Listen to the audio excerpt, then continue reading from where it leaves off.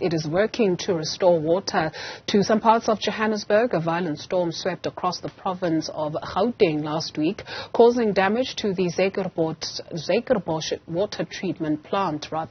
Residents in parts of Soshanguve, Sunnyside and surrounds were left stranded due to outages. Okay, we can speak now to Deputy Director General of the Department of Water and Sanitation, Risimati Mathye. But before we do that, let's take a listen at what we heard from Randwater earlier. Issues around it. We're meeting with our counterparts in the metros at least twice a day. We meet in the morning, we meet in the afternoon to assess the situation. By last week, we have had a number of issues around Ekurhuleni. All of those issues have now been resolved. Water has been restored across Ekurhuleni. Tshwane was also experiencing a number of issues, and they did confirm, to us this morning at 8 o'clock that all the areas are now receiving water. We are aware of some smaller areas in the city of Johannesburg that are still without water. And we have actually put together a joint plan between ourselves and Johannesburg Water. We are monitoring the situation. We are hoping that by the end of the day, all those issues would have been resolved. Deputy Director General at the Department of Water and Sanitation, Risimati Mathye, thank you very much, sir, for your time. So the department or Gauteng municipalities stand accused, of not having some sort of a plan when it comes to the issue of water shortages. You had an opportunity to engage with 3 metros. What was your presentation to them? Thank you for having us. The few issues that we looked at, in essence, was specifically when you look currently the current heat wave, and also exacerbated by the issues of load shedding. As you know, the main water supplier for the 3 metros, actually for Gauteng in totality, is Randwater. Now, the system, because it's a highly pressurized system, when you have long times of load shedding, the system takes time to recover. That is one of the issues. But however, one key issue that came out in a meeting with the 3 metros was to also make them aware of how much the demand has actually been increasing for the past 10 to 15 years. And also how Randwater has been gearing itself to meet the same demand in terms of increasing its capacity and the treatment output that puts into the system. But what came out quite strong in that meeting is not necessarily the lack of plans that municipalities are having, specifically the 3 metros, but however, is the speed through which some of these plans get implemented against the available funding capacities of these 3 metros. So those are the issues that basically came out.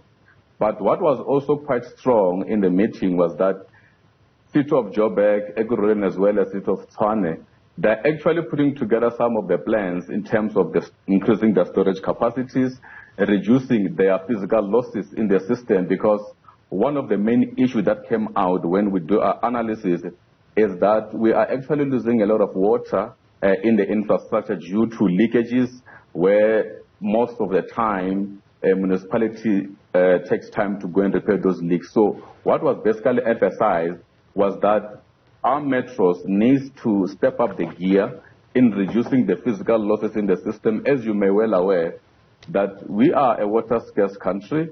We have long summer seasons, and we receive half of the rain when we benchmark it against the world standard. So these are some of the factors that came out in the meeting, and we have to emphasize them, that we need to work collaboratively to ensure that at least the plans that are put in place needs to be accelerated, and of course, they are depending much on the financial capacity of these metros together with Randwater. Okay. You spoke of demand increasing. So demand for water is increasing. What is driving demand?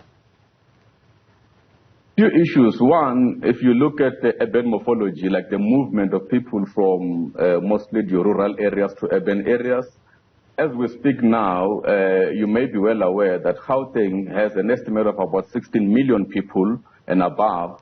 Now, and you look at the amount of water that we are actually putting into the system through Randwater. And I must say this, that as the population grow, because of the socio-economic relatives that people need in urban cities like in Joburg, It therefore pushes for more water provision into the system. But we also need to caution the public that Randwater has been for years aligning its infrastructure development to the current demand as it grows, because as we speak, they are able at the moment to push at least 5,200 million cubic meters of water per day into the system, and 77% of that amount of water goes to the 3 metros. And if you look at the amount of consumption that we're having in the 3 metros on average, Gauteng alone benchmark around 253 liters per person per day. And that is almost double to the world benchmark numbers. And already it just shows that there has always been an alliance in terms of increasing capacity from the Randwater to meet the current demand.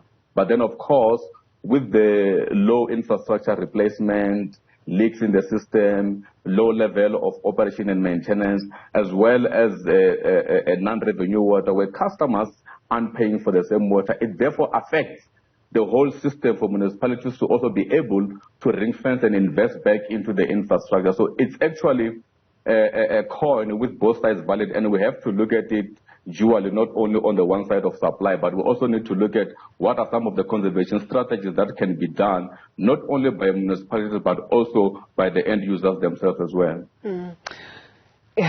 For a water-scarce country, we sure do have an insatiable appetite for water, especially when you speak about how much a person uses a day. But how sustainable is this, right? So you mentioned on the issue of migration or movement of people between provinces, a bulk of people coming to Gauteng for whatever reasons, which is also stretching the system. You mentioned that Randwater does do its own assessments in terms of balancing the equation there. But just how sustainable is it when you speak of finances not in good standing, storage capacities, leakages as well? What are the scenarios that you are planning at as you plan, or what are the scenarios that you envision as you are planning ahead? Are we in for a very tough time? And if we are, what sort of messaging is being put out to South Africans? Is it enough? I think we can do better. The message is out there, but I think the perception, specifically in the country, is we have always in the past looked at water as a social good. Meanwhile, it is actually an economic good. There is a value to every drop of water that you and I use in the system. And I think that is where there has to be much more advanced communication to our stakeholders, also to our communities, because the more we don't use water sparingly in such a water-scarce country, it actually creates a problem. However, if you are to look at what the department is doing, we are in line now to have the Lesotho Highlands Water Project. You might be aware of that. The phase 2 of the project will come in line in 2028 to bring more water into the system, to feed at least the whole province, and Gauteng is the main beneficiary, and Joburg to be specific. Now, while we are waiting for that project to come in line to bring more water into the area, but we still have a duty to protect the limited resources that we have. And come to think of it, if we are going to pump a lot of water into the system and we still experience those amount of losses averaging around 33%, into the physical losses, it means we'll push more water, but we'll still lose more water. So it comes to the question where you're saying, is it sustainable?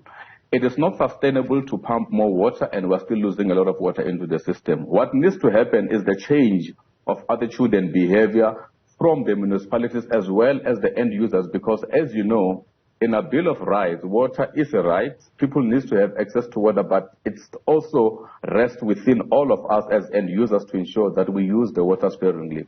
Municipalities like City of Joburg, Ekurhuleni, as well as Tshwane, they have shared with us some of the plans that are having in place as part of trying to curb the water losses, so that they make sure that the water provision is sustainable in these municipalities. And those plans, our plea and request from the department's point of view is that they need to be accelerated, and then the coordinated and integrated messages must go to the public regarding some of all these plans. South Africa has got an abundance of water in the form of oceans. And so is that or what is being done? Is that being looked at? Because when you say we are a water scarce country as well, we do have that natural resource which we must use quite carefully if we're going to be using it, and not to mess with that, because that will lead to other things. But are we looking at that as an option? If you remember quite well, when the city of Cape Town was facing day zero, one of the options that came to the fore was desalination. It is quite an expensive technology where we are using seawater, treat it and put it into the system. It is quite an expensive system. But just to put into comfort, if this country, if you look at how much water we are using, if we were to reduce some of our losses in our infrastructure, municipality adhere to operation and maintenance, curb water losses, people use water sparingly properly to match some of the European or benchmark, a world benchmark that we're talking about, we will not be sitting with the problem that we're having. But this problem basically gets exacerbated on the fact that there is no proper coordination. It's one-sided side where municipalities do their part, but we also need the communities to do their part. And also just to give one pointer, you know, in the past few months or so, we had some rains and flooding. We had to open some of the sluice gates in the Val Dam. At the moment, it's sitting averaging around 90%. So we do have enough storage in terms of the bulk waters in our dams. However, that does not mean that when we have such a resource, then it must basically not be used sparingly. Okay, so it would appear also that these water challenges we're facing in Gauteng are by and large man-made, and you and I can do something about it. Thank you very much for your time this afternoon. Risimati Mathye is the Deputy Director General of Water and Sanitation Services.